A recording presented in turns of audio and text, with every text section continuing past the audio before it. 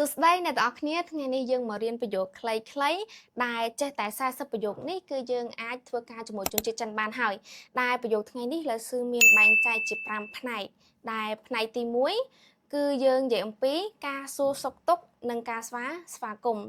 យើងដឹងស្រាប់ហើយជាទូទៅការសួរសុខទុក្ខនិងការស្វាគមន៍ហ្នឹងគឺយើងតែងតែប្រើនៅពេលដែលយើងជួបគ្នាមិនថាទាំងថៅកែមិត្តរួមការងារមិត្តរួមថ្នាក់ឬក៏មនុស្សដែលយើងធ្លាប់ស្គាល់នៅជុំវិញខ្លួនយើងហើយតើឥឡូវយើងចូលមកអានប្រយោគទី1ហ្មងទៅហ៎ប្រយោគទី1គឺយើងអានថានីហៅនីហៅប្រែថាសួរប្រែថាសួស្តីដែលយើងតែងតែប្រើប្រាស់ប្រចាំថ្ងៃហើយតើប្រើជាញឹកញាប់ខ្លាំងមែនតើហើយសម្រាប់ប្រយោគទី2គឺយើងអានថានីហៅម៉ានីហៅម៉ាប្រែថាតើអ្នកសុខសប្បាយទេហើយយើងតែងតែប្រើសម្រាប់សួរគេចង់ដឹងពីសុខទុក្ខគេថាគេសុខសប្បាយអត់អីអត់អីអញ្ចឹងណាហើយអញ្ចឹងឥឡូវយើងមកមើលប្រយោគទី3វិញហើយទៅសម្រាប់ប្រយោគទី3គឺយើងអានថា我很好我很好谢谢ខ្ញុំសុខសប្បាយទេអរគុណហើយទៅខ្ញុំសុខសប្បាយទេអរគុណហើយឥឡូវយើងងាកមកមើលប្រយោគទី4វិញហើយប្រយោគទី4គឺយើងអានថា早上好早上好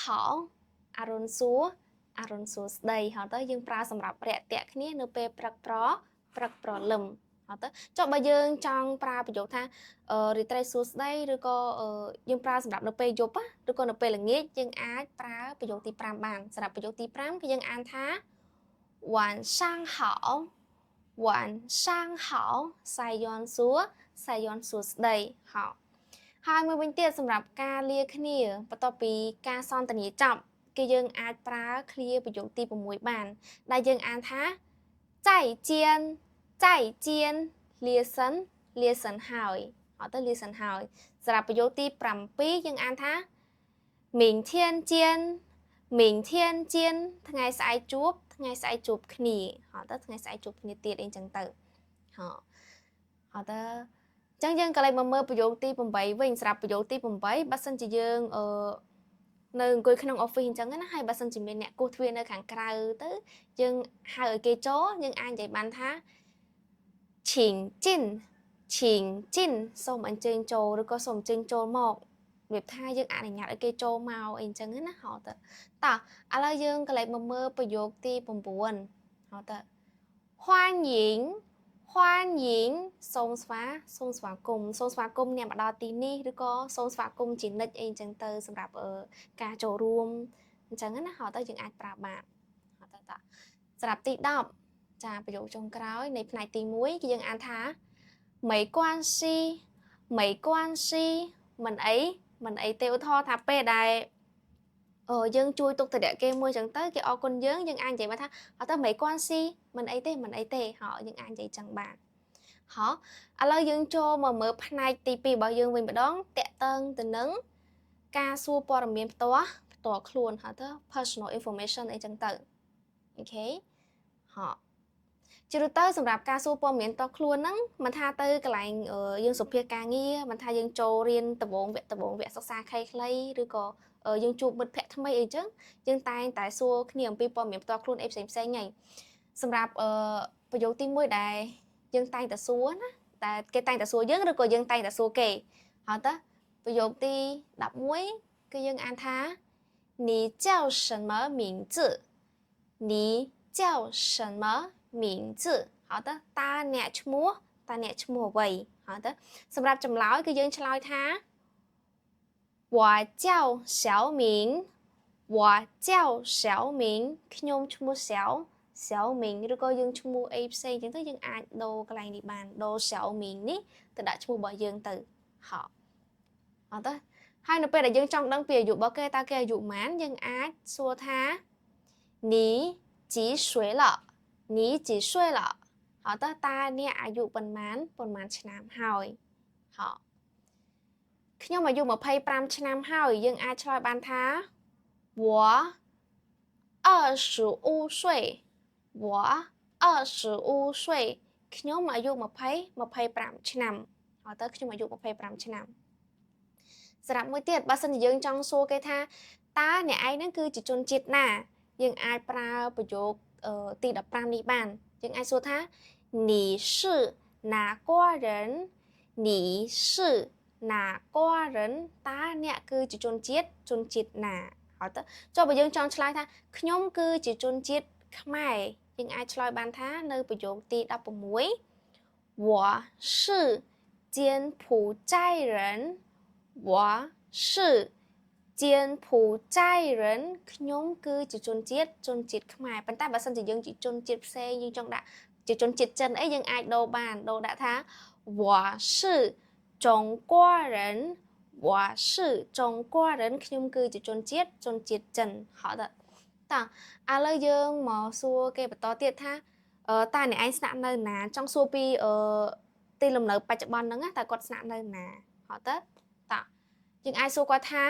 你住在哪儿你住在哪儿តាអ្នកស្នាក់នៅឯណាហើយតើតាអ្នកស្នាក់នៅណាបើយើងស្នាក់នៅភ្នំពេញយើងអាចឆ្លើយបានថា我住在金边我住在金边ខ្ញុំស្នាក់នៅភ្នំពេញចុះបើយើងចង់និយាយថាខ្ញុំស្នាក់នៅសៀមរាបយើងអាចនិយាយបានថា我住在暹粒我住在暹粒ខ្ញុំស្នាក់នៅសៀមរាបហើយតើឥឡូវយើងចូលមកមើលផ្នែកទី3របស់យើងវិញម្ដងហើយតើសម្រាប់ផ្នែកទី3គឺយើងប្រើនៅពេលទិញដូរប្រើនៅពេលយើងសំទោយើងប្រើនៅពេលដែលយើង shopping ដើរផ្សារអីអញ្ចឹងណាហ៎យើងតែងតែសួរឲ្យជាទូទៅហើយតើយើងតែងតែប្រើឲ្យជាទូទៅសម្រាប់ប្រយោគទី19នៅពេលដែលយើងចង់សួរថាតើរបស់ហ្នឹងអីវ៉ាន់ហ្នឹងតើតម្លៃប៉ុន្មានយើងចង់ដឹងតម្លៃអញ្ចឹងយើងអាចសួរថា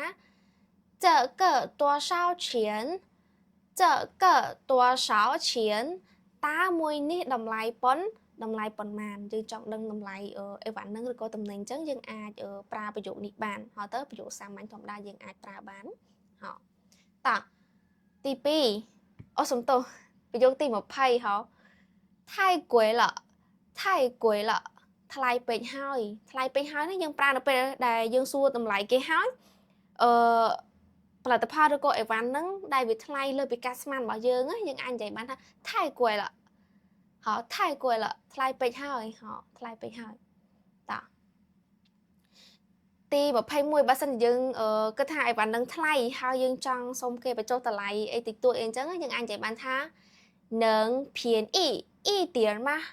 能便宜一点吗តើអាចថោកជាងនេះបន្តិចបានទេឬក៏តើអាចចុះថ្លៃជាងនឹងបន្តិចបានអត់ហើយទៅយើងអាចប្រើប្រយោគនឹងបាន